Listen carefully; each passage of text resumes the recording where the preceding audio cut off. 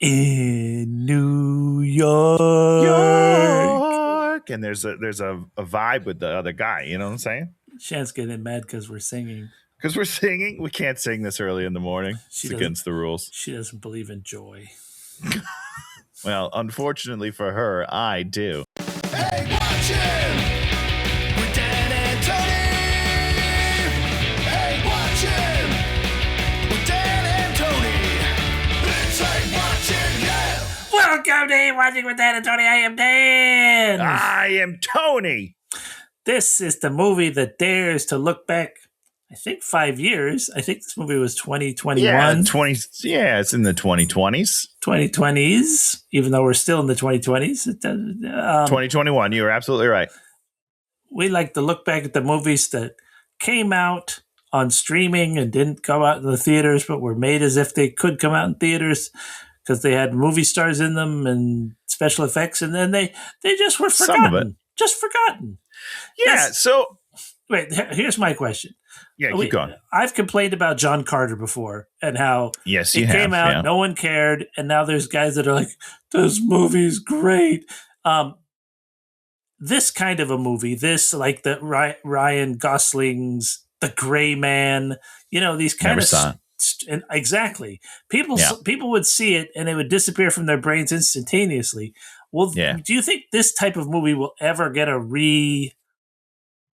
people care about it? Well, here's what I will say. Yeah. When was oh, wow. That was so much longer ago than I thought. 2014. Edge of Tomorrow was 2014. But that was a brilliant movie. Well, I agree. So wait, not Edge of Tomorrow. Edge of Tomorrow was the Tom Cruise one? What's Edge of Tomorrow? Yes. Yeah. Tom Cruise, Emily Blunt. He's in a Groundhog Day situation. Yeah. That's an incredible. That movie's a 10 out of 10. Agreed. So I'm just saying it can be done, right? It can be done. But that wasn't a streamer. That mediocre. That was a failed movie in theaters. Okay, which should not have failed. Should not have failed. It was great.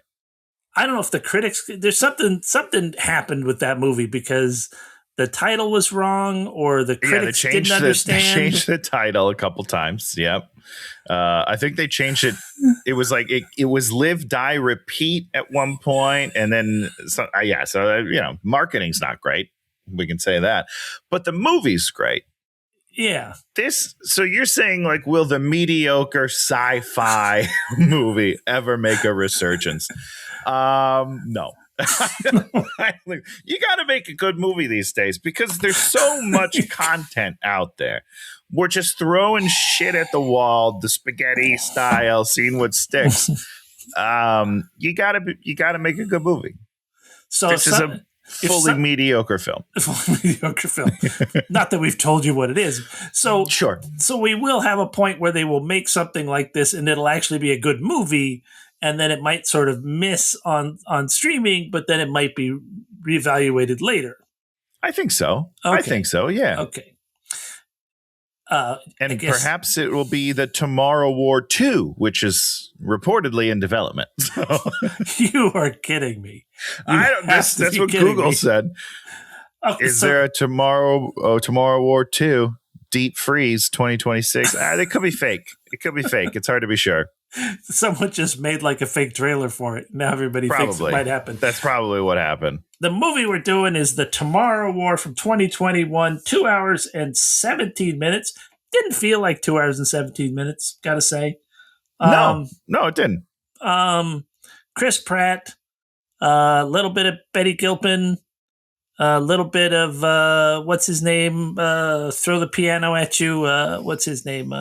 J.K. Simmons. J.K. Simmons, who you're just like, wow, in a mediocre science fiction movie, he can make the best of the second half. His first introduction was dopey, but the second part was great. It's dopey. And listen, I don't hate Chris Pratt. I want to emphasize that because there will be a lot of anti-Chris Pratt talk today. But it's not that I strongly dislike him. I think he's just really mediocre in this movie. I don't think he carries the film. I think with a better lead, it's at least a little bit more enjoyable. A little charisma would go a long fucking way. But the scenes between him and JK, you're like, woof, dude. you hope that working with someone better than you elevates your game, and it didn't. He was like, I'm going to be me. I'm going to do exactly what I do, and JK can try to act circles around me, and I'll drag that thing down. That's how it felt to me. So, yeah, I think it takes a while for JK to, like, really shine because he's working with a bunch of dullards, you know? Well, yeah, because, I mean, he has a dick measuring contest with someone who's like, my dick's not great. Right. That's like having one with me, right? Like I'll concede. I'll just be like, you know what? You're probably right, but I'm going to be here because I got pride.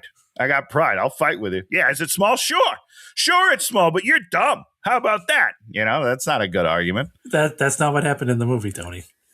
It's almost exactly what happened in the movie. Daddy, you left me. Idiots. Now, he went to Vietnam? Like it was apparently, yeah, he was in Nam. Those numbers seem confusing to me. Well, see, what's good about this, any war can happen at any time in this movie. So I guess so. We're not quite sure when Vietnam, it might have been a different Vietnam for all we know. That's true. We have come from the future onto your football field. Like, what's happening? Oh boy, we got to talk about that. Ooh, soccer pitch. Really, guys? That's the plan? Oh, it was soccer. Okay, we'll talk about that. So, yeah, the Tomorrow War.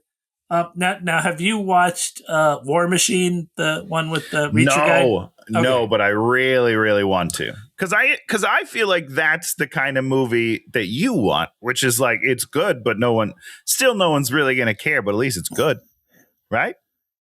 It's similar to this one in that it's a video game movie, right? Sure.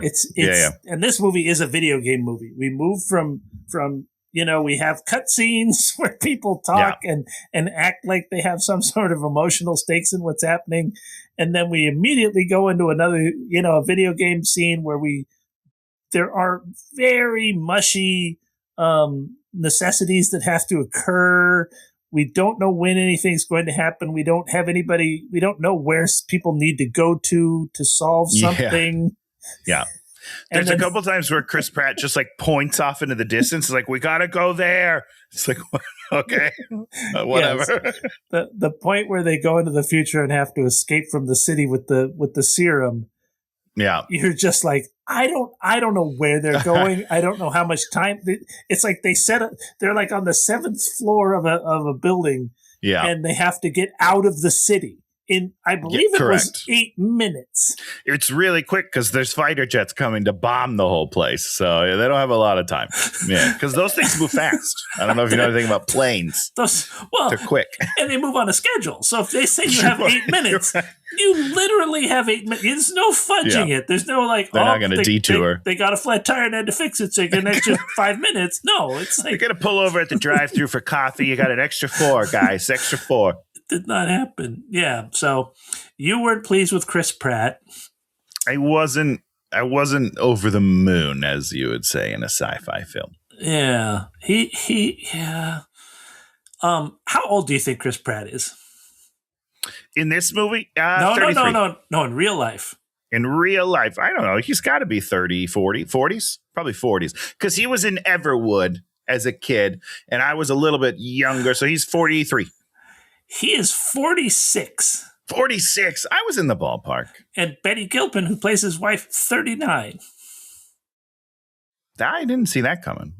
She seems older. I think she seems older than him just because she is emotionally older than him. Well, sure. He's just not emotionally mature at all. He's got that, what is that Peter Pan syndrome? Is that what we call that? Just, a boy forever. He's old. How old are you, Tony? You're pretty old, 40 or something. Horrible. I am 40. Can you believe that? He's 6 years older than you. Well, I will be 41 in 2 months, by the way. You do still seem like a child too, though. You're very similar to him that That's way. Very nice of you to say. I should be famous just like him, I guess, huh? Because that's the only qualification. I mean, he's gotten, when he was doing Star-Lord, he, kind of got buffer. He got pretty, when they do the one scene, I think he looked pretty jacked. He had abs, Yeah, you know, so that's good. He's back to being sort of punchy man. Well, I think he's normal. Yeah, you know what I mean? Because you know which comedy was he in? What's that? Parks and Rec? Yeah. He was pudgy. You know, he was pudgy then, and then he got jacked, and now he's just regular guy. He'll doing great. Do a little workout, but he won't. He's not going to do the. Yeah, I'll do it to stay alive, but I'm not going to work too hard. He's not going full Captain America. Boy, Chris Evans, hello. Yeah. Well, but either is Chris Evans these days. Remember that Polar Express movie, Red Claws? Red One? Red One. He's not jacked Simmons anymore, Now JK was jacked in that movie. Holy cow. Now there's your question. Will Red One will people go, oh yeah. I've read people say it's good. I've read people say it's good. I will rewatch Red One next Christmas. I will tell you that right now. Not because I think it's a great movie, but it's a fun, stupid Christmas action film. You don't have a ton of those, Don't got a lot of choices for those. Okay, the movie. The Tomorrow War. Boom! The Tomorrow War. We start off with an exciting scene, which they waste one of the most interesting things of the whole movie. He is, our main character, falling through the sky. He's been teleported to someplace else, and he's teleported to Earth, which is under war. He falls from the sky and lands in a pool, and then crawls out of the pool. So basically, in the future point, he's going to be sent through a gate, and we're going to have this fall. And if that were surprising to us, we would go, holy fuck, what's happening? But instead, we completely resolve it before we've even met him or care about him. Correct. If they would have stopped before he hit the water. If you see everyone just falling from the sky, and you're like, what the hell's going to happen? And then we cut away and you're like, remember when they're all falling from the sky? I wonder what's going to happen. And then we cut to that later and half of them just keep falling and die. That's pretty shocking. That would be interesting. The other thing is, so that was dumb. So we start that. So then we immediately go to the Chiron. 28 years earlier, it's Christmas. We play the waitresses. It's 2022. Why is it Christmas? What is it? What is it with people using Christmas for no reason? Shane Black obviously is the most egregious of that. But you know why? Just think about why. Why do they do it? Because it puts you in a mood? Nope. I don't know.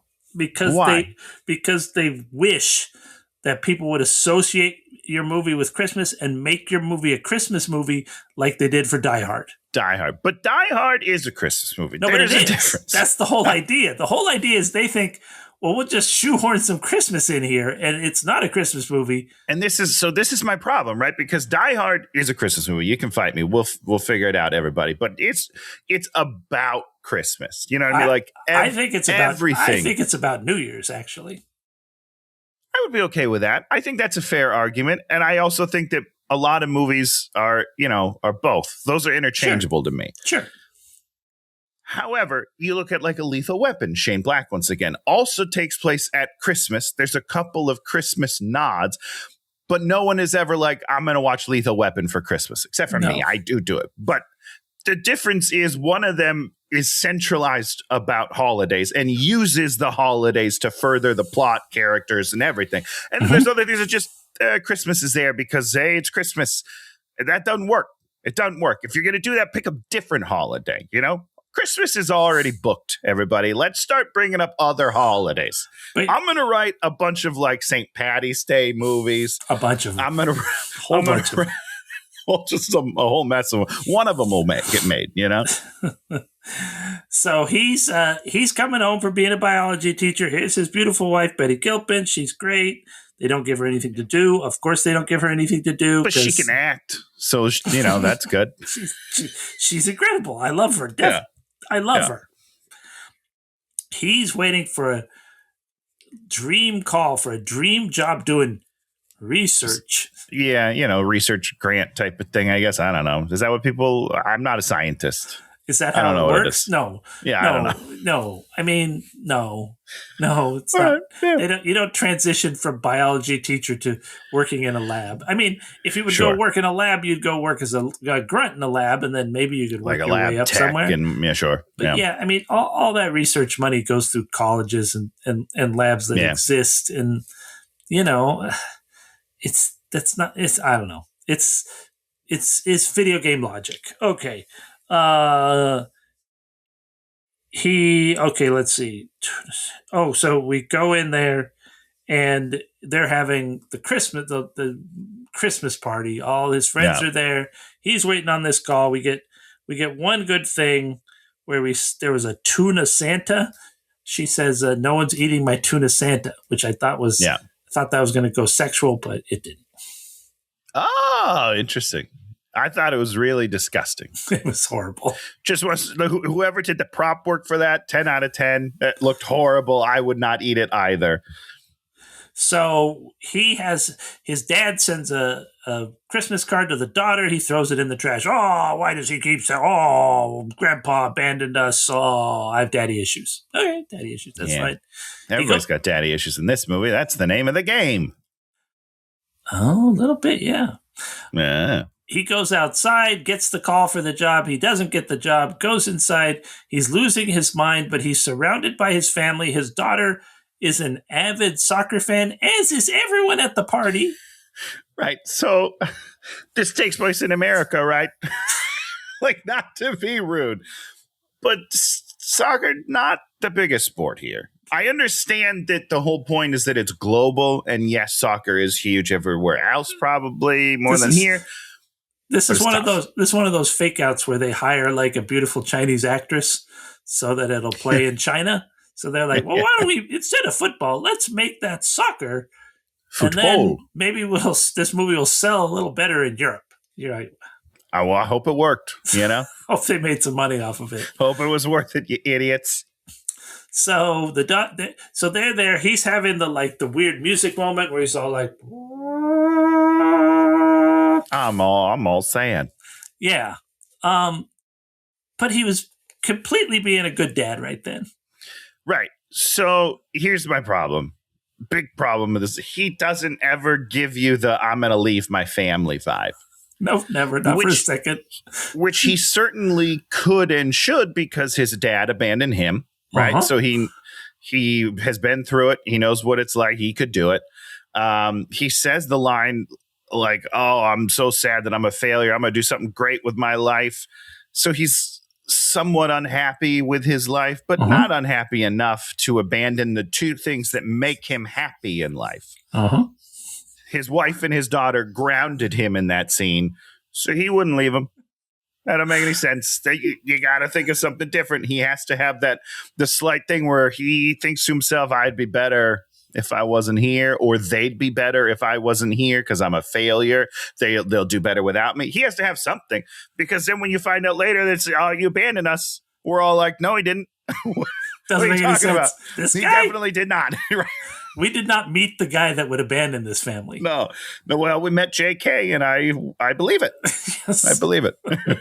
He tells us why he left, how he left. I was in a dark place. I most likely would have killed my family. That's what he kind of says. He doesn't say that, but he definitely alludes. And it's like, yeah, cool. Good for you. You should get out of there, dude. Yes. Someone says something bad to me, I pull a knife and I stab them. I will snap right now. You give me back talk, you're dead. He needed to go and cry in a room. He needed to do something that meant that he felt like this was his last chance, and he screwed up, and his life sucks. Even though he has a great family, 100%. You have to throw us that bone. Yep. They didn't. Okay, so they sit down, and lo and behold, what happens? There's a big sparkly purple flash, and then these people with guns come out, guns ready to gun people onto the soccer field. Yeah. But they kind of move through the players, and then they're like, announcement time. We're from 30 years in the future. We're fighting a war against spiky aliens. We need your help. We need you to fight. Cut to titles. Okay. First problem. Where did she get a microphone? How does everybody hear her in the stadium, 1 and 2, on television? She's not mic'd up. Okay, that's not how any of that works. You can't just audio just doesn't come from nowhere, guys. She probably ridiculous. She probably hacked in. She probably hacked into their system, Tony. It's a 2022 sound system. There's no hacking into it. All right, it's done through XLRs.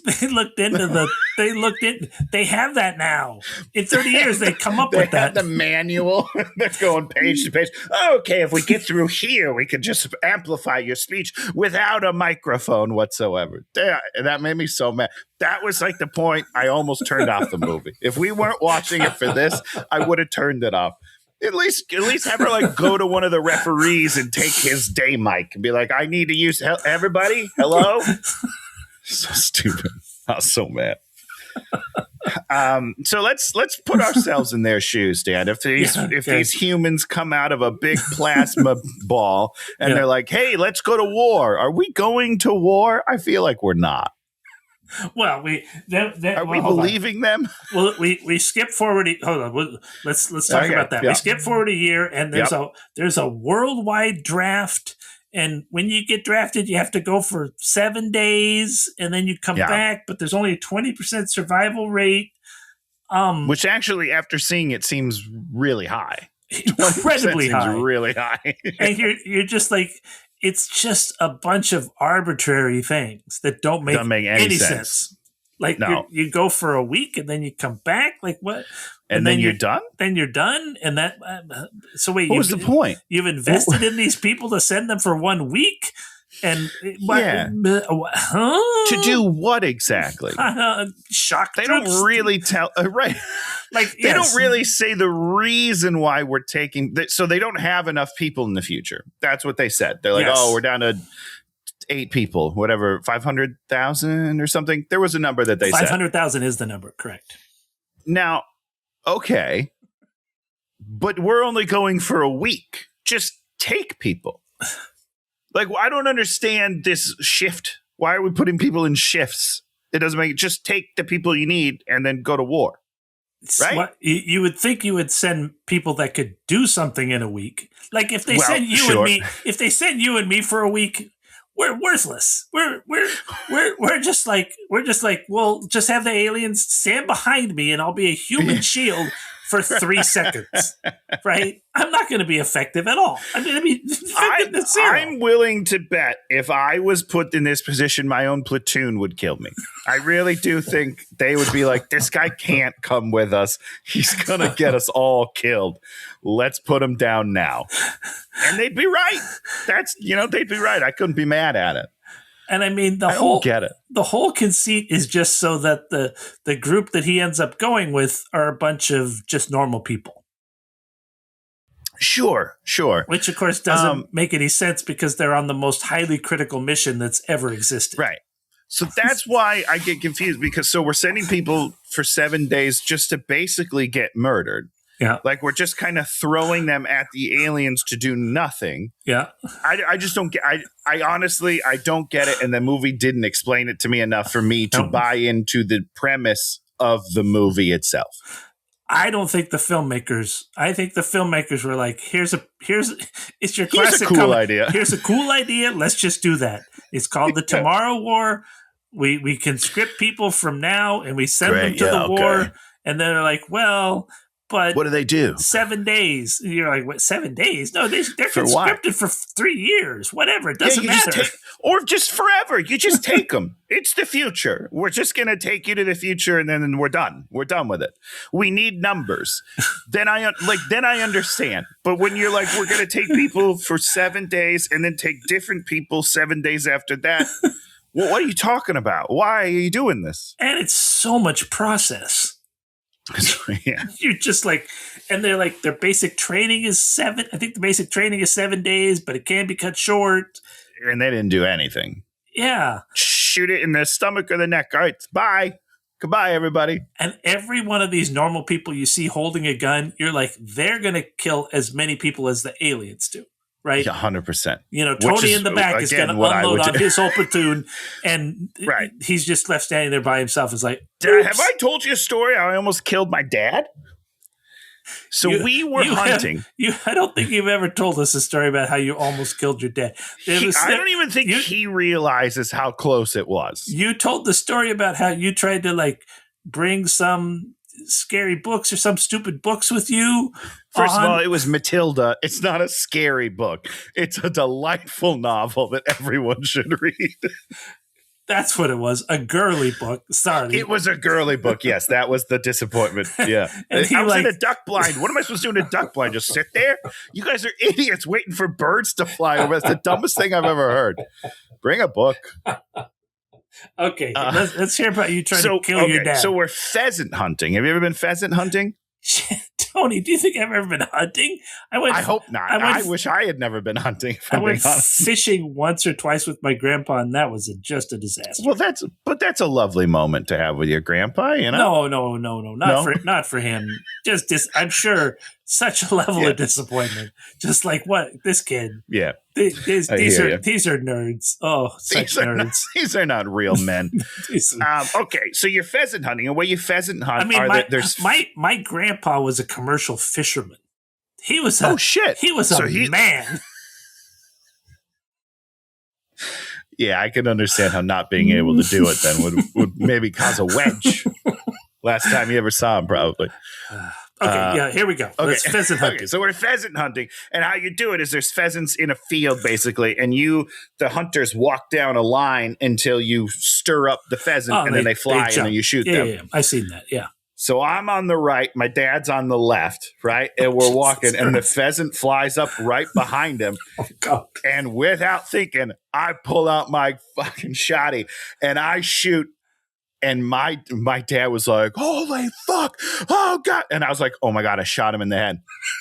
All that happened is he felt like the air of the gut, like the bullet flying past his head. But I splattered the bird. Like, I got the bird. So he was thrilled that I got the bird and didn't put too much thought into the fact that I almost took his head off. But it was close, and I have never forgotten that because I was like, that I didn't even think. There wasn't even a moment where I was like, oh, there's a human in my way. So if an alien pops up anywhere in my vicinity and there are people in the way, I'm shooting them down. I'm not even going to think twice. You got your priorities. Very dangerous. Now, was it?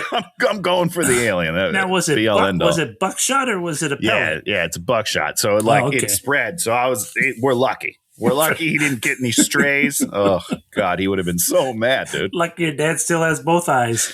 Oh, jeez. He would have been livid. You shot me? Yeah, I guess I did, Dad. Don't bring me to a place where I have to use guns. I don't know how to use guns. Okay, so the whole premise just doesn't make a lot of sense. It's a setup for what it is they want to have happen in the other scenes of the movie.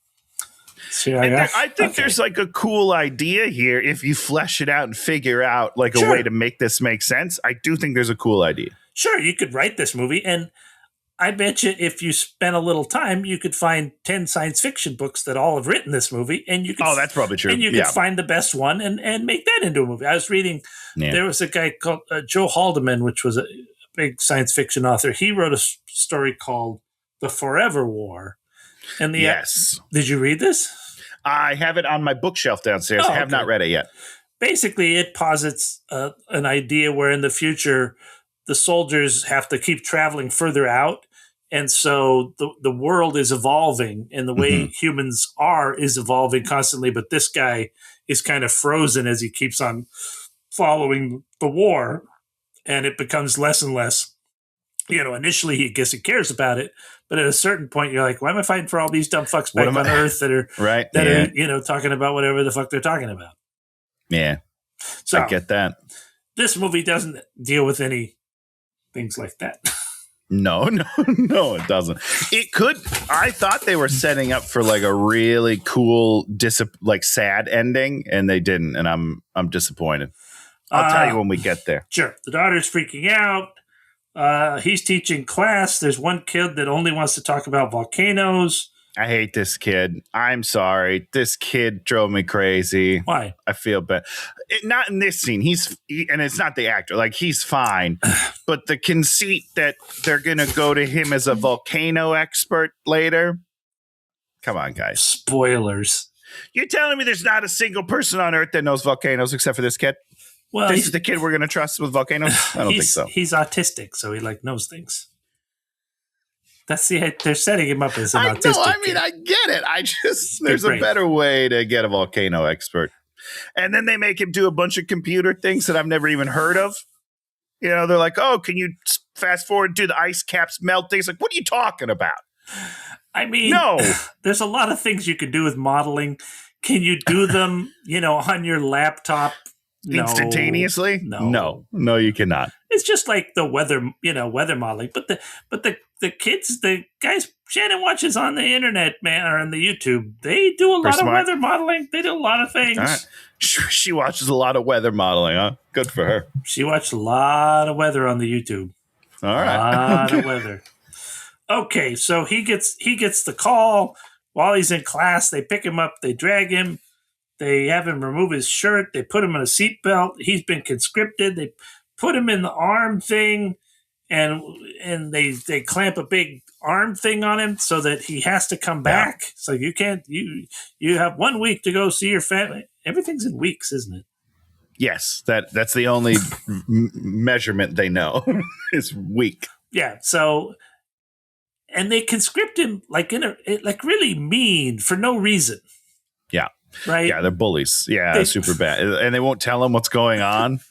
And he knows. What are we doing? Like, what's happening? Just talk to me. What's going on here? I mean, Everyone on the planet would know that they put a thing on your arm. Everyone would know 100%. That. Not only that, but when you get that call, that you have to know that that's the call. Everyone dreads the call, right? Like, I don't know. It's very weird. And that's the thing is, if he was going to run, he should have run before he had the thing on his arm. That is correct. You get the buzz and you're like, well, time to go on the lam because I'm not going in there. Yeah. But instead, they put the thing on his arm, and we find out that the people that they are taking are people that are going to die before 30 years. So he's going to die in 7 years. Yeah, to try to beat that paradox of you can't be in the same place as yourself. Oh, I'm sorry. He has 24 hours till basic training, not a week. 24 hours. Okay. All right. At least it's also around 1 day, 1 week. That's all you get. He goes to see the wife. She's a counselor for people that went to the war and then got their limbs blown off. You're like, seems pretty weird that. I mean, she would know all about the process. 100%. As would he, but he doesn't know anything about the process.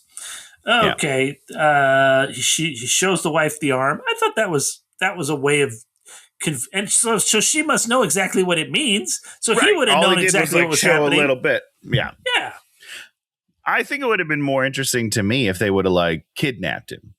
Not in but they showed up at school, 2 officers walk in the room, don't say anything, and immediately he's like, fuck, this is happening. Now, did they grab him or conscript him because his daughter in the future told them to?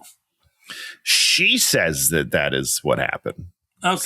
So they needed to clue us into that for some reason, and there needed to be a reason. They should have said there's a special research squad, and you're going to be on it. Or even if they just all know who he is. In this room, they're all from the future, all the people that are there. Exactly. All of the people that are doing this stuff, they know that he's been asked for by name. They have to know that the girl's name in the future is the same name. They have to know all these things. So they would treat him differently than they treat a normal person that they're just doing this to. He was acting like, hey, it's weird that we're all in this room and we're doing this stuff. What's going on? What should be weird to him is that they all know him and they are all they all know something that he doesn't know. Yeah. That's what needs to happen. And that's not what happens. Yeah. And the whole movie needs for there to actually be a good reason why he has to go to the future. other than just take back the vial that anyone could take back this vial. She says the line, you're the only person I want to trust. I think she says want to trust because, he abandoned her as a child. So she doesn't actually trust him anyhow. I don't know, man. But that's not what you need you need the most fit and effect. You don't want a 46-year-old man. We need Alan Richardson to come into this movie, grab that vial, and come home. In War Machine, when Alan Richardson's doing your thing, you're like, I'm not surprised he can get this done. I gotta see this movie. Be careful what you wish for. So the wife is like, you need to run. You need to run. Right. What? Terrible idea. That's the worst idea you could do, honestly.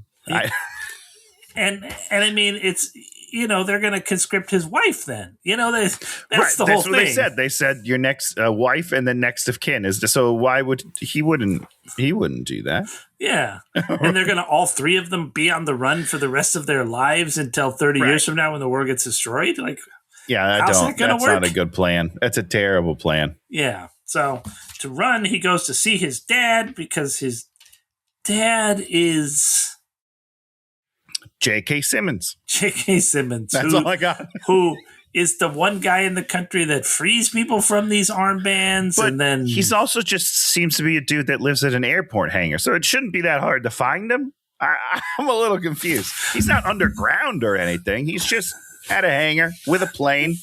And he works for a guy and he takes care of his plane or something. I don't know, but man. You can't make money taking care of a plane. What you're really doing is getting paid by people to take the armbands off. And once again, they're tracking you with that armband. So if all those armbands go to this one airport, then stop working mysteriously. We lost them all right here at this airport. Everyone kept going to the airport. Like, wow. Unless he starts putting them on like deer. And then you see a bunch of deer in the woods running around with these armbands on. It's like, oh, okay, they're still moving, they're still around. Okay, Tony, that's a Dan Goodsell solution. Don't be doing Dan Goodsell solutions to problems. That's not your role on this show.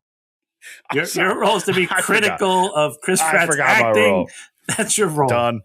Done and done. This guy can't show emotion. Okay, if we want to talk about it. He's there. So he goes to see his dad, and his dad says, "I wish I would have wrote this down." But his dad says something like, "Oh, now you're coming to me for help. Didn't want my help for 20 years." And Chris Pratt trying to emote. I'm going to do it the best cadence that I can. He goes like this. What did you say to me? I don't know why there's such a pause after what. He also does the what in there, which is ridiculous. But it's almost like he forgot the second half of the line. He's like, what did you say to me? It's the worst acting you're going to see in this movie. It's really bad. And he slams the table because he's so angry with his daddy. But the table slamming is like, it's at the wrong time, isn't it? Yes. It's all weird. It's all not human emotions. It's just a guy like, I saw someone have emotions once. I'll try to do that. And he can't do it. It's like Shannon always knows when I get scared because I go, ah! And I've been starting to get scared by shadows. Oh no. I reflections. Damn. I was opening the oven door and the light came in and reflected off it and that moved. And so I thought there was like some creature attacking us. Of course. Yeah. That's a natural first thought. So that's what's happening with me. So that's what's going on with me. I don't know if that has to do with the scene, but Chad. But I love it. But you see, I do it. I don't do it comedically. I do it because I'm scared. Sure. Earnestly. Yeah, because you're having human emotions. Something Chris Pratt has never had before. When he slams on the table, he's like, what? It's so weird. Slam! You're like, wait. Slam! No, go again. The director told him to do it during his line. He's like, but I can't do it while I'm talking, right? So I'll have to break up the line. What? Smash! Come on, just do it all together. Just act like a human. And J.K. Simmons does a whole thing about wanting Stevie Nicks to show up with booze or something. I don't know. Yeah, and in her birthday suit, I think. Yeah, naked. I think she was naked with a bottle of rum or something. I don't know. I mean, no, I'm not. No shame, do what you want, JK. But what a weird line. So then he explains that he was in Nam. He left the family because he was so traumatized, and it was better if he was not there. Yeah, I mean, he's got PTSD. Okay. So let's maybe cut him some slack. He actually did the responsible thing and is like, I probably shouldn't be around small, annoying children that I'll strangle. And I'm going to go, do my own thing and try to take care of myself. Yeah. So, I mean, like Nam was like 1970 or so, and it's 2026 now. So that's I don't know anything about the past. It's like the past 56 years ago. So he has to be in his 70s, in his mid to late 70s. Yeah, that makes sense. I mean, I think he is, isn't he? How old is JK? I guess he could be 70. He looks good. He looks too good. He takes care of himself. He does. You know what I'm saying? He does. He is 71. Yeah. So he was mid-60s when they made this. Maybe it could be. Okay, so he goes. So they're basically, and then he's like, "You quit. You were a coward." And you're like, "Okay." I feel bad. It's listen, not to harp on it, but he also went to war, so like he should understand a little bit, maybe. Oh, yeah. I don't know. Well, I mean, that would have been a thing, is if, at a certain point, he actually takes it down and is like, yeah, okay, I'm sorry. Wars, sure. You're going to be going, he could have given him some sage advice right at the end that isn't really willing to take. Sure. Yeah. That would have been that would have been interesting. Yeah. It would have given another level to the scene, because the scene's just like, I'm angry at you, get out, over. That is correct. Yeah. Men.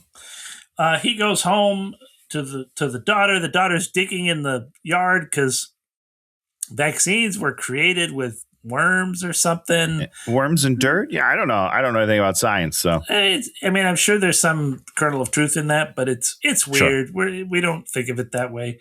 If she was like inside, like, dissecting a worm, I'd be like, oh, okay, I'm getting into a worm. I'd be like, lock this kid up. She's a psychopath. He talks to the daughter. He accidentally teaches her how to use a shovel, but accidentally cuts the cable for the TV, which I'm not sure. I don't know what he cuts. 1 inch under the ground, and then he gives her $20 not to pretend Mom. It was her. I don't think Mom is going to be like, well, this is the end of the world right now when you're leaving to go die in the future. And now I can't watch my TV, you son of a bitch. Boom, we get the basic training. They have 7 days. Sergeant Diaz, who doesn't really do anything. And boom, here comes Sam Richardson, the Detroiters guy. Yeah. He's so good. He's so good. He's so good. He is good. I enjoy him a ton. That's all. Like, there's a couple of lines that I wrote down from him that made me laugh extremely hard. He wrote all those jokes. There is for sure. No way these jokes were in the script. Script. Because it's all normal people, and there's a whole thing where you can kind of wear your own clothes, but not the pants or something. I did not understand it. He looks over. That's what it is. They took away his shorts or something and gave him pants, but they kept his $20 jacket from Ross dressed for. I don't remember, but it's very funny. It's a wonderful scene. He looks over, and there's a guy wearing a chef's hat, and he's like, "Look at that guy! He's wearing a chef's hat." It was. I mean, this was a perfect line. Yeah, that's good. Yeah, he did a great job. Yeah, his name is Charlie. He's a geothermal energy scientist. Why he's there, we don't know. So what we sort of learn is that half of these people are just people they're throwing at the aliens, and the other half are R Force, which is the research force. Yeah. Who are going there for a reason. Oh, do you think that's what really R stands for? Not research, but reason. We do this every 6 days. They all leave, and then they go to a nest, and then that never comes into play. Correct. We set up that Charlie, Sam Richardson, Sam's character, hates the beach, and then boom, we got what's her name? Nora Raisborough.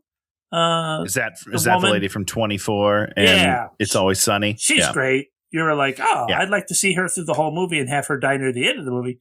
Nope, that's not going to happen. First third of the movie, she will be dead. And I mean, you're wrong. That's the other thing we want from this movie. We want this ragtag band of 7 people to get thrown into the future, have something stupid to do, but then they realize, because of Chris Pratt's knowledge, that they should instead do something else. They should follow a path that leads them to information, while all these interesting characters slowly get killed until eventually Sam's character has to save him so that he can jump back to the future with the solution to the problem. That's what this movie's supposed to be. But it's not. Or something different than that. Let me counterpitch it. Movie with 1/3 of this, 1/3 of that, and 1/3 of something else. Correct. That's what we do instead. Fun, right? Well, that's how scripts are broken down. I don't know if you know this, Dan. I don't know if you've read a script book, but there's 3 acts. Okay, and you want your acts to be as what is it? Disjointed, disembodied, like a ghost. Yeah, disembodied. Yeah, you want them floating around. Spooky. You don't want them to be connected. That's what I was trying to say. 3 different movies is what you're supposed to do. I blew the joke. You want your movie to feel like 3 movies glued together. That's what you want your movie. And Act 1, Act 2, Act 3, baby. And you can have 3 different directors and writers. Even better. Even better. Keep it interesting, guys. Okay, so boom, they jump. And then this is the beginning of the movie where they're falling. They fall, and some of them land in the pool. A lot of them fall to their deaths. Some are injured and broken. We don't deal with the injured and broken ones. I think we just leave them. I think they're just dead in the city. I'm pretty sure. Now, I have a question, a logistics question for you, Dan, because I was trying to understand. Yeah. The jump. Yeah. Didn't they say like the jump happens wherever you are? That's where you jump to? No. No, they set up that the jump thing is out in the ocean, and we maintain the sort of 30 years. We set that right, up. But they don't land in the middle of the ocean. Well, the idea is, the bit is that you don't want to jump people right to where they're supposed to be, because then you might put people inside of stuff. Something. Yeah, so you want to do them a little above, and then they fall. That's the thinking, and then they just miscalibrated. But they did it over a skyscraper, from what I could tell. Yeah, so they miscalibrated. That doesn't make any sense. I don't understand. You mean you'd put them out in the field somewhere? You'd do something like that? Somewhere on ground, I think would be a great idea. Like, why would we put them on top of a building that they then have to go down and out of to get to a different building? What kind of plan is that? Anyhow. Well, what you would have said is the building next door is 14 stories, and this is a 7-story building, and you meant for them to be calibrated for the 14-story building where they would have landed on the top of it, but instead we got bumped over, Sure. Science. Well, anyhow, thought it was weird. We actually have a very dark thing that we could talk about, that girls' school that got bombed in the war. Right at the beginning of the war, we bombed an Iranian girls' school and killed 168 girls. They were using AI to do the targeting, and AI went and intelligently looked at different coordinates and set the stuff to the wrong coordinates. AI killing people. You gotta love AI. I mean, AI's coming a long way. They're doing a great work. Good job at killing people that don't need to be killed, because you want to save the idea of having a stupid human look at something and go like, well, this doesn't make any sense. This is stupid. The human doesn't go along with it. It's not like it's a human flown aircraft. Like, they would just be finding the coordinates and delivering it to the system, right? That's very strange. The idea is interesting to do our anti-AI topic in the middle of the show. I just read about a couple of court cases where, once again, these lazy DAs are like, oh, I'll just have AI do everything and send it in. And it's insane. Some of these guys get caught multiple times. I would hope so. I hope everyone gets caught. This is dumb. You should be disbarred instantly if you aren't checking. Immediately. But this is the world we're going into. We're in a weird time right now. It's going to be interesting. And we just had that novel get kicked off for being AI slop. What novel? This female empowerment horror novel called Shy Girl got published in England, and then now they figured out that it was AI, which any human being reading it can be like, oh yeah, it's fucking shit. Of course, the greatest thing was the girl that wrote it. She's like, well, I didn't use the AI, but I had a friend of mine edit my book for me, and then I never read it. So he probably put all the AI in there. Wait, that makes perfect sense. Wait, what happened? So you had somebody else rewrite your book, and then you didn't read your own stupid book? Right. That's all your fault. Still entirely. Okay, so boom. They're going to bomb the city. What our guys have to do is go down the one building, cross the street into the next building, go up to the 7th floor, and then retrieve this little thing of vials, which at no point do we worry about the vials. We never take them off somebody that's dead. We never have to toss them from one person. We don't do anything with these vials. They get put in a bag and never thought about again. Yeah. Chris Pratt puts them in a little carrying case, and then they're good. That's all you got to do. I don't know if you've ever carried anything, but it's got its own protective case, so don't worry about it. And for some reason, no, he puts them in a random box. He carries them out. You don't think that's specifically for them? No. He takes them out, and then he goes into the next room, and then he finds a box that has some stuff in it. He dumps that box out, and he dumps those into there. I thought it would have said, like, box for vials, and he was just like, oh, that's perfect. No, I better put these in here. He just kind of throws them into this other box. It doesn't get some bubble wrap, doesn't do anything. But whatever. I mean... Well, glass doesn't break. I don't know. I rewatched that one Avengers movie where there's like the evil vial, and then it gets passed around, and there's a whole Avengers sequence about this vial, and I'm like, that was a great sequence. You can watch it again and again because you're like, oh, the vial, oh, catch the vial, oh, throw the vial, oh, America's ass. But this movie that would involve doing stuff that sequentially happens. You don't want to have to worry about the vials. That's too much choreography. Okay, so there's dead people hanging there. Oh, they have to get a hard drive too. We never saw them getting the hard drive. They get the stuff. But I'm sure they got it. They have this huge music, and then they get to the stairwell, and then we turn off the huge music, and then they start doing spooky music while they go down, and then here come the monsters. Talk about the monsters, Tony.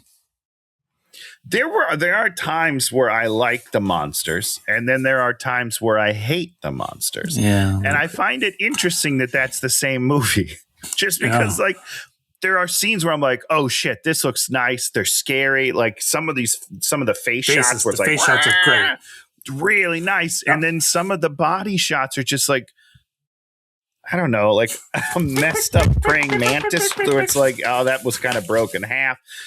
So I'm torn. I think maybe we should see them less just because too many. It's too many, but also if you made this movie, and you're watching and posting, you're like, wow, this shot looks really good. They're scary. They're like, you get that they could kill you, and then this shot looks like a goofy ass high school production.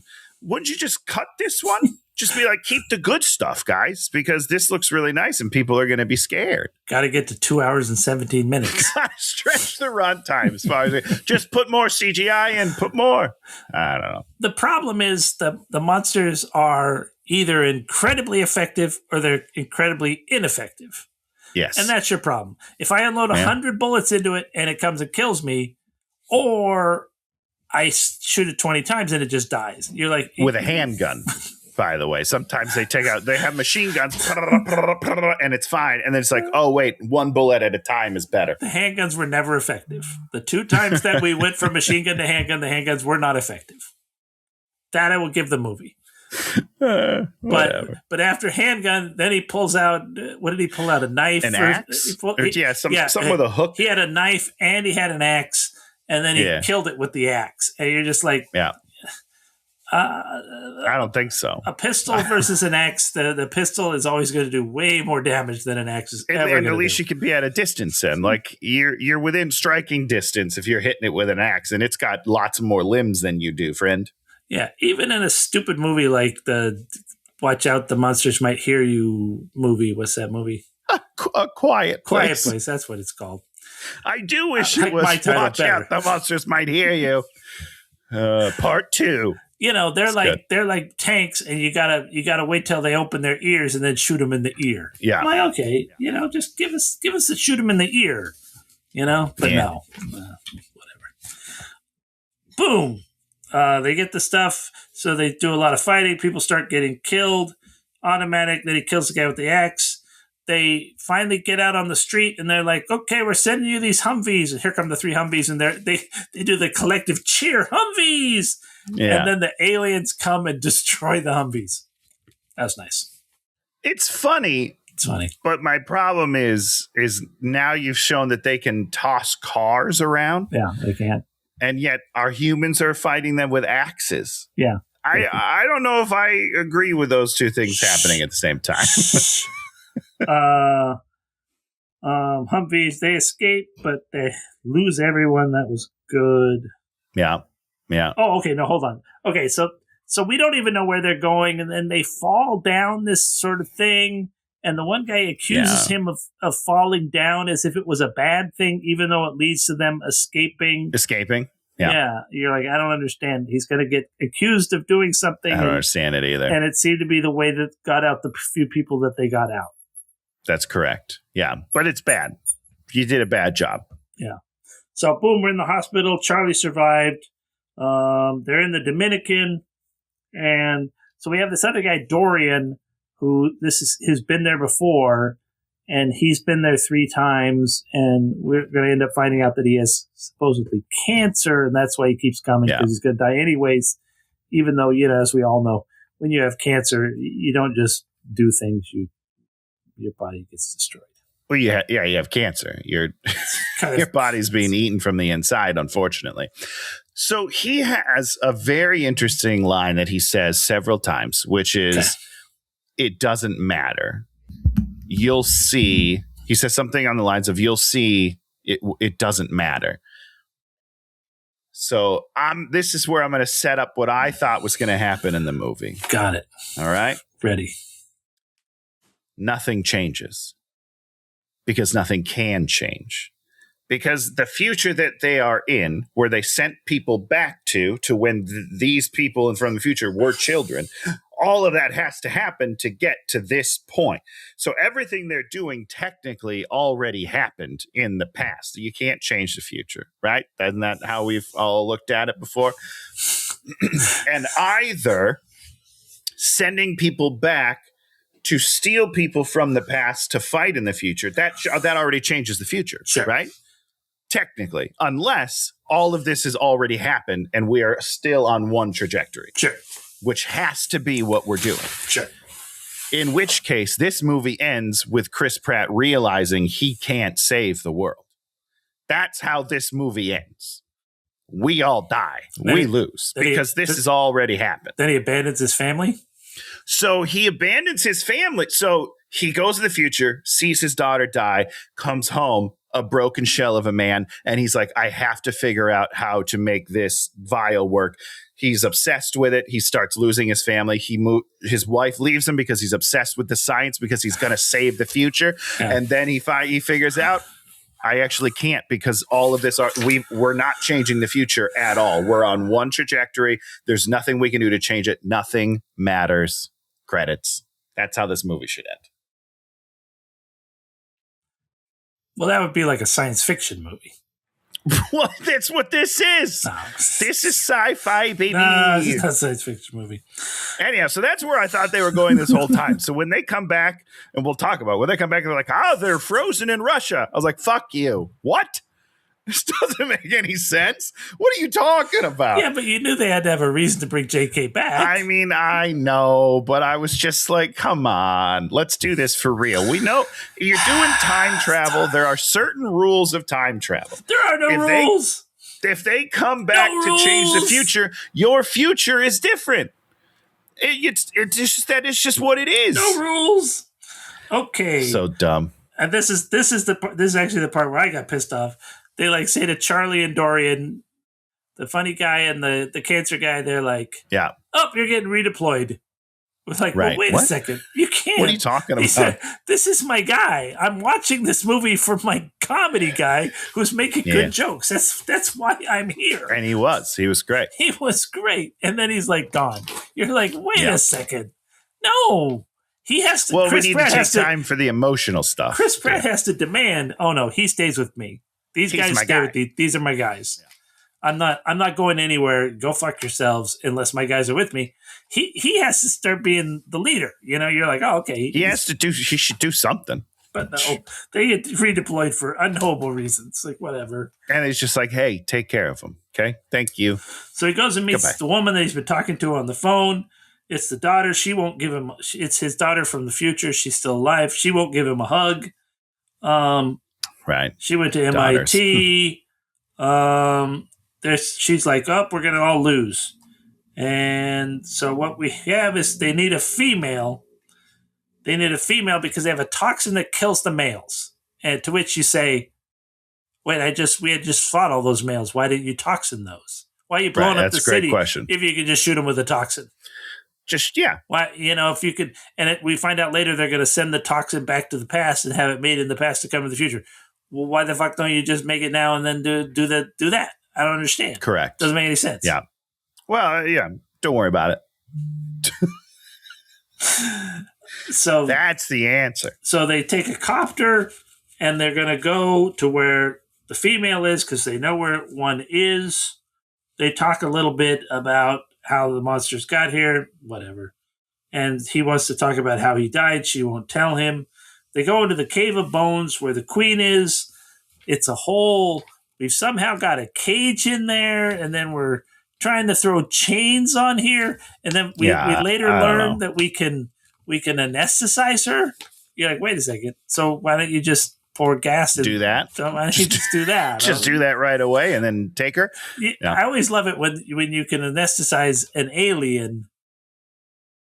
How? I mean, then if you could do that, you could do that. Well, you could, but you can't always. You see, she's got to be in a cage because part of it's mental. That's what it is. It's 90% mental tricks. That's what it is. So basically, they go down there. She goes down there. They fight. He doesn't go, and then he's like, "Oh, I think they need my help," but she forbid him to come. So he goes down, and he makes it so that they're effective. They get away. And then, but her and him somehow end up in a Humvee, and then they drive out to the beach, and then they get out on the middle of the beach and have a big discussion where, like, this is an island overrun by these monsters. Yeah. And what do they? That's correct. What do they talk about, Tony? I don't know. I got nothing. This is when she tells him what he did, how he you abandoned me. You left. Oh, I forgot to tell you the rest of my plot. So here we go. These are not aliens in my movie. They're humans? They're not. Well, maybe they are humans. We make them. We create them. This toxin, what we think we're making as a toxin is actually somehow what creates them. So he realizes makes the aliens? Exactly, No. He realizes that he is making them, and then he's like, it's all a circle. This has all already happened. Like, there's nothing we can do. So then he gives up and he's going to go to his daughter, but then the humans kill him in the car accident. As he's on his way to see his family and say goodbye, they kill him because he now knows the secret and they can't let that out. Well, no, they kill him in the thing, and we see the monster crawl out of the car into the sewer. Yeah, it's great. Wouldn't that be fun? What a sad movie. Tony, but it's great. It makes sense. You've got a good plot. That's what I'm saying. Let's make it. Tomorrow War 2, everybody. Wait, that's already in development. Tomorrow War 3, everybody. Anyhow, so he left her. So they separated when she was 12, divorced when she's 16. 14. And then 16, he was in the car accident and dead. Okay, thank you. Dead, super dead. This is a weird conversation because he fights it, right? He says, I would never leave. I wouldn't do that. She's like, well, and we believe him. Yes. Right, but that doesn't make sense because we believe him. The whole time we're on his side. We're like, yeah, you would never leave your family. We know that. So how is this going to make sense? And they never make it make sense. Well, we choose. See, that's the my whole problem with a lot of Hollywood movies or movies like this is, and I'm sure lots of people have the same exact problem, is they don't give a chance for a character to grow because Chris Pratt and Paul Rudd can't be that guy. Poor Paul. How did Paul's just catching strays, not even in this movie. That poor guy. And that's you gotta be a character. That's the whole. Especially, I mean, not that these guys want to win awards. I wonder if they don't let Paul Rudd do it. And they don't let Chris Pratt do it. Not that Chris Pratt would know, but Paul Rudd would know. Paul Rudd would be you like, would think so. Let me be a character. It's like, you look at those Anchorman movies and you're just like, these guys are all terrible. He's terrible. Anchorman, he's terrible. He's a terrible person. Yeah. And it's great. We love it. We love him for it. And it's like, have you rewatched Eurovision? No. I feel like I should, though. We really enjoyed that. I get emotional.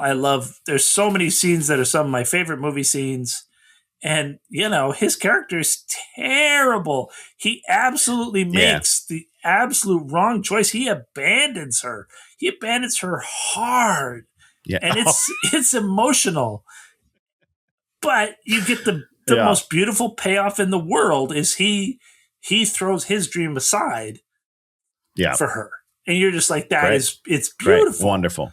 But that's called movie making, baby. We've set up this guy not to do good things. He's not set up to be the magnanimous person that he has to become, realizing that that's what's important. Yeah.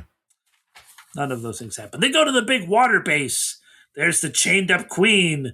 And it's just her and him working on the chained up queen. Right. What? That doesn't, first of all, he wouldn't be working on it. He's not a part of the group. But she's all by herself. I don't understand. There's not a team of scientists. She's got 400 slides to go through. There's not a second person to help. 1,000. 1,000 slides to go through. So stupid. And then at a certain point, he's like, you brought me here for a reason. No, she didn't. She just sort of brought him here, sort of. To bring it back. Oh, to bring it back. She brought him here to bring it back. Okay, so. But anybody could do that.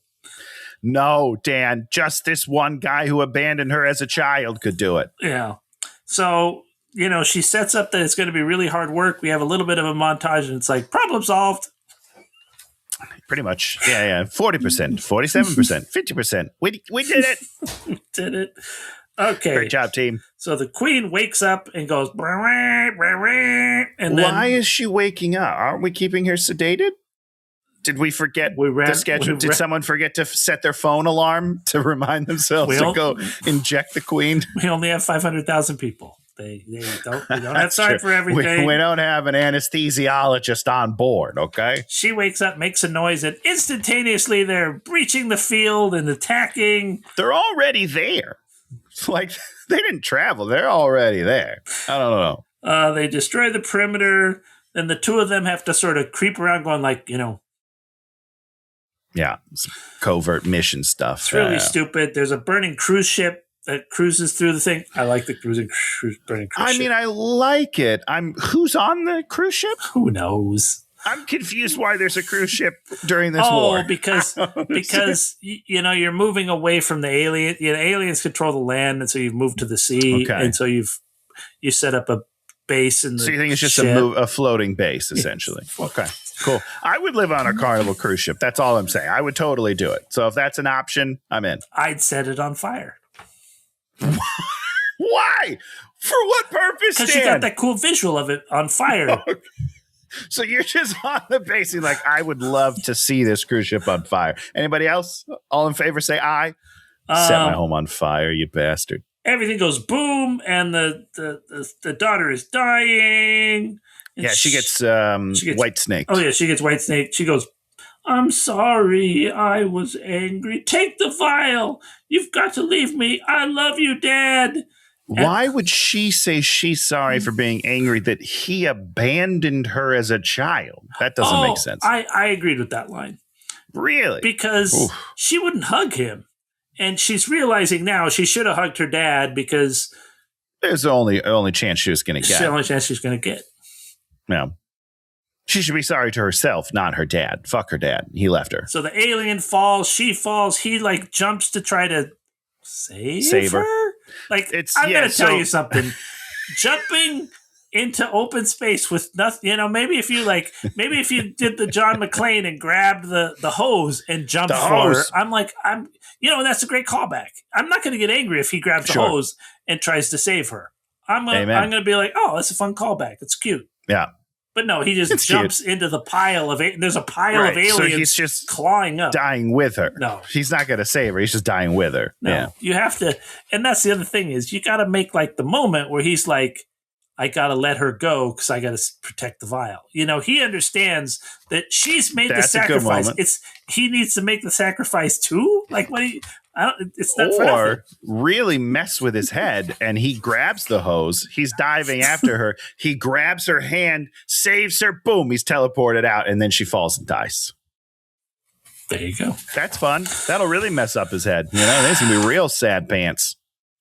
He jumps. He gets back in time. He's like, I've got the toxin, and but they're like the jump leak crashed, and then he sees Charlie, and Charlie's all like, I hid. And he says that as if he's ashamed of himself, but you live, dude. Like, I'm sorry. Wow, Tony. Good for you, dude. Hide away. Everybody died. We lost, guys, and he survived. So he gets at least 15 more years. This is bullshit. You can't. This is a bullshit way to treat a character because, if this was the movie, sure, he hid. And so he has to go see him but then in the next scene, he's just like, I'm Charlie. He's unaffected by I'm hid. No, not long. He's fine. He's fine. I won't worry about it. So I'd have just cut that out. And then he meets him again and he's like, oh yeah, it was rough. Right. And that's fine. But if you're going to make him all sad and hid, he needs to be convinced to go back on another mission because he doesn't think he's the right guy. I'm worthless out there. Yeah. So, and I need you for some unknown reason. He doesn't really need him though. So I guess. Yeah, he does because he said some thermal stuff, some geothermal stuff. Couple of thermal things. Yeah, you're right. He gets home. They have the sign for him. I thought they were doing some Vietnam coding. Not really. He's broken, sort of. Sure. They hug. That night he watches over her, and then this is what he says, I've got a solution and no way to use it. The government is not interested in him having, so they let him take it? Right. That doesn't make any sense. So everybody, all the future people know why he's being sent, I assume, which is to retrieve the medicine, the antidote or whatever we're calling it, to save everyone. So they know what he has. He wouldn't be able to leave with it. 1. 2, he goes back to them and is like, hey, can you make as many of these as you can? And a small group of the government says yes, but government as a whole doesn't know about it. That doesn't make any sense. Like the government would immediately take that and it's theirs. That's the end of the movie. I don't know. It's very silly. And you're going to save the future because you have the thing that kills them. So as soon as they do show up, you just shoot that into those caves. Yeah. And they die. You would think. Not really, though. But instead, what they have to do is they have to go recruit everyone. They have to recruit Dorian. They have to recruit Charlie. In Charlie's lab, he figures out that the volcanic ash is from China. Then they go to the autistic kid who tells them about the volcano, and they learn that the volcano is somewhere in Russia, I guess. And so then they decide that they personally have to do a covert mission. Yeah, to can't Russia, tell anybody else. And the government says, sorry, it's a no. And then he goes and talks to his dad. Yeah. And then the dad says, so how's the future? Do the dolphins still suck? The answer to that is yes, by the way. Having lived a little bit in the future, the answer is yes. You want to know why I like Independence Day so much, Dan? Because when Will Smith kills the alien, it's fucking when he shoots down the alien ship and then fights. It's a good scene. 100% good scene. But the Bill Pullman speech, when he's like, we're pulling together. This is our Independence Day. The world comes together to fight the aliens. Mm-hmm. Well, the Earth already did come together to fight the aliens. And now they won't finish it. Now we have a cure. No. We have the thing. We have the thing that'll kill them. No. And now the government's like, yeah, we tried. We're done. I'm good. We don't need to try anymore. We'll just die. It's cool. I don't get it. It doesn't make any sense to me. So somehow the dad has a plane. They're able to synthesize all this stuff. They have weapons. They have all magic snowmobiles. Cool snowmobiles. They're cool, man. I like them. So they go to the glacier with the snowmobiles. We might as well be looking for an ice cube. Then they find the ice cube. They find the ship. They take video of the ship smartly. Yeah, good. You got to have the evidence. It's a crash site. They go in there. They find other aliens. And then they realize that the bad aliens are like cargo. And so I'm glad that they did that because the entire movie, I'm thinking to myself, these aliens can't fly to Earth. They're not intelligent enough to build a spaceship and come here, which is why I thought they were man-made. But at least they're like the animals, are wild beasts of another people of some sort. And I mean, that was another thing in Independence Day is the scientists have been working on this for a long time. And you get to the lab and you're like, oh, it makes sense that they've been working on this. And you don't have to pull the the rabbit out of the hat where you're like, we just did all this in 30 seconds. No, they've been studying it forever. Okay. So boom, boom, boom. They start jabbing some of them and then the others awake. And so it all goes pandemonium, and then they have to blow up the whole spaceship. And so everybody dies except the three. And they get out. Yeah. Charlie killed one with a chainsaw. They get out, but there's one more. And so they have to fight that one. And Dad sets up a decoy and tries to shoot it. And then it's doing this. And then it's about to kill Dad. And he hits it with a snowmobile. And then there's which was a cool scene, a cool little moment, it's fine. Once again, it was just, you weren't, it was spatially where you're like, I thought the alien was running away, but instead it's here and then it's there. And then they shoot it a bunch and then they have to go back to back.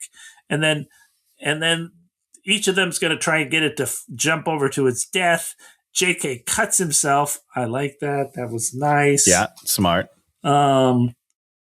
And then Dad jumps at her. Then he toxins her, and then she falls off the cliff with her. Chris Pratt jumps on its back at one point. Does he? That was a mistake. Yeah, you shouldn't have done that part. Just one, it looked really bad, but two, it doesn't make it like he would have had to jump 5 feet in the air. Like it's a big thing. I don't know, but yeah, they win. Well, we should have set up that they had one vial of toxin left. Right? We never, that he still had toxin. We were like, oh, I guess he has toxin? I didn't know that. They made a lot. I mean, you don't know, but they made a lot of it. So it's fine. And then they're laying on their backs, and then Charlie shows up, and he's like, he lays down on his back. He makes a good joke that I don't remember what it was. He says something like, let's just rest or something.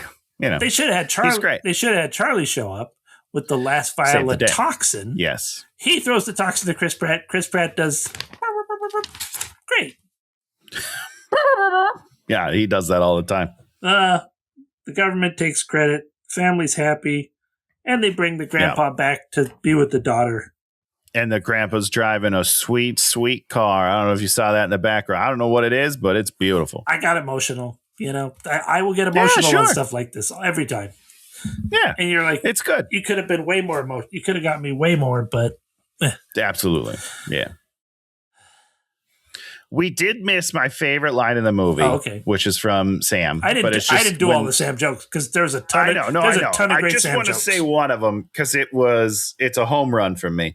It's when they're getting redeployed, and Chris tells him like, "Hey, you're gonna do this," and he's like, "I'll survive," and then the other guy laughs. And Sam goes, "Hey, you don't laugh. You don't laugh when someone says they're going to survive something." Like, it was really nice. He should do more stuff like this. This is great. He's great in Detroiters. Wonderful. Oh yeah. I don't think he's as funny on the comedy side. You know, like when it's just comedy. Yeah. He's not as good a sketch guy, I don't think, in general. Agreed. I mean, yes. Tim is like one of the greatest sketch performers of all time when he's crazy. When he's doing their stuff because he's crazy.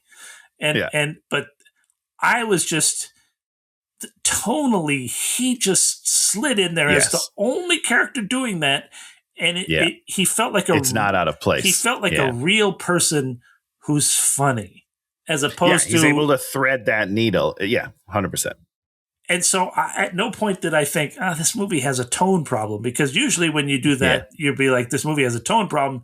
You've put Keegan-Michael Key in there, you know, like in the Predator movie, Keegan-Michael Key, who's great. You're just like, no, he's funny, but it doesn't make any sense. It's weird. Yeah, no, he humanizes it in a way that is grounded and yet funny. Yeah. Great. 10 out of 10. Yeah, great. Anything else you want to say about Chris Pratt's performance? There's a moment when he's talking to his wife about how he watched his daughter die, and he just doesn't care. He does this thing. His move is when he has to care about something, he looks down, which is fine, and then he squeezes his eyes. He's like, "Oh, I'm really feeling it now, guys." That's his move to feel emotions.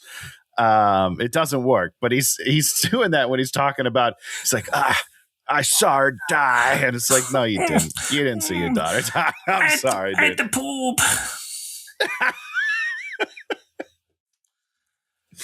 That's great. It's great.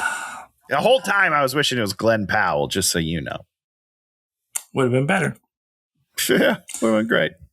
Have you seen The Running Man? 3 times now. Yeah. It's okay. I mean, it's not great. He's wonderful. He's good. It's it's a little silly. It's not the best, but it's better than this movie. I'll tell you that. Okay, Tony, tell us about something else you liked this week. Well, you're not gonna like my answer. We finished The Traitors, and it was delightful. Oh, good. We're gonna watch all the other seasons. I mean, it's only been on for 4 US seasons and then a couple seasons in the UK, but we're gonna watch them all. It turns out the show's very fun. Watching people lie to each other and then get mad at each other for lying to each other. So funny. What a great concept. It's awesome. That's it. That's all I got. What about you, Dan? We did watch the first episode of Jury Duty Family Company Retreat. And Alex's. It's great. Is he great? Oh, God. He's the star. I knew I should have stayed friends with him. You should have stayed friends with him. God damn it. And then Emily's in there too, and she's great. And I hope she's great and everything. Warren, these are all people we actually know that are on the show who are improviser comedians in the show. The whole premise of the show is that there's one person who's a real person, then everyone around him are improvisers. And I'm not going to talk about it, but they do one thing in the first episode that just was like, it was a high wire act. And I was like, wow. Interesting. They do something, you're just like a character they have earpieces in some of the people's ears. And so they feed them concepts and lines. I mean, they're doing their thing. Of course. But they'll kind of push you in a direction. I think they push the performers in directions sometimes. Sure. And they have one lady say something to the guy, and you're just like, wow, that is a dangerous thing to be saying to this guy on your first episode. You're like, wow. Oh, man. It's like, yeah. All right. Very impressive. I'm very excited. I have to. Yeah. I have to see it. Tony, we need a movie. It could be a very old movie. Well, it's not. Okay. So, spoiler alert. So we're just gonna stick with Chris Pratt double feature picture show. Oh, okay. And we're doing his new movie, Mercy. I'm not even gonna set it up too much. Oh no! This is one where he's like framed for killing his wife, and there's like an AI judge, and we gotta watch it. So we're just gonna do it right in a row. I think it's Rebecca Ferguson playing. Yeah, Rebecca Ferguson. I saw her. She's wonderful. Oh, I love her desperately. She was on Seth on the Late Show or whatever. Oh, okay. Yeah. She didn't talk about this movie. Well, you can't really blame her for that. That's so funny. What talking about this movie? Because it just came, wasn't the highlight of her career. I guess. Is it on demand? How do you watch this movie? We're gonna have to. I'm gonna have to buy it so we can both watch it. Mercy VOD, as they say. Like, man, the movies that come out like this and just, I mean, Tomorrow War, same sort of thing. It sort of came out, sort of nobody really watched it, sort of disappeared, sort of forgot. Yeah. Chris Pratt. Well, we're gonna I'm sure his acting has gotten better in the last 5 years. Well, what I'm excited about is the critical score for this is 25%, but the audience score is 83% on Rotten Tomatoes. So I'm excited to see what this comes up with. They could have paid for that. So one person in the audience says it's best seen in 3D. So we're in trouble. We don't have 3D. Best seen in 3D? That's what it says. I don't know. I didn't expect that for this movie. What movie's ever best seen in 3D? That's fascinating. So, well, this one, Mercy. That's the answer. There it is. That's the one. You just learned it right now. If you like what you see, give us a thumbs up, leave a comment, or subscribe. Those are all things you can do to keep us doing this. Truthfully, nothing's gonna stop me. So unless you pull the plug, Dan, they don't need to do anything. Truthfully, nothing can help or hinder. Whatever's gonna nothing can help. Whatever's gonna happen. We're doing great. This is life. Whatever's gonna happen is gonna happen. Amen to that. We're just riding by. Control is an illusion. Oh. So we'll see you next week when we'll be talking about the movie Mercy. Goodbye, everybody.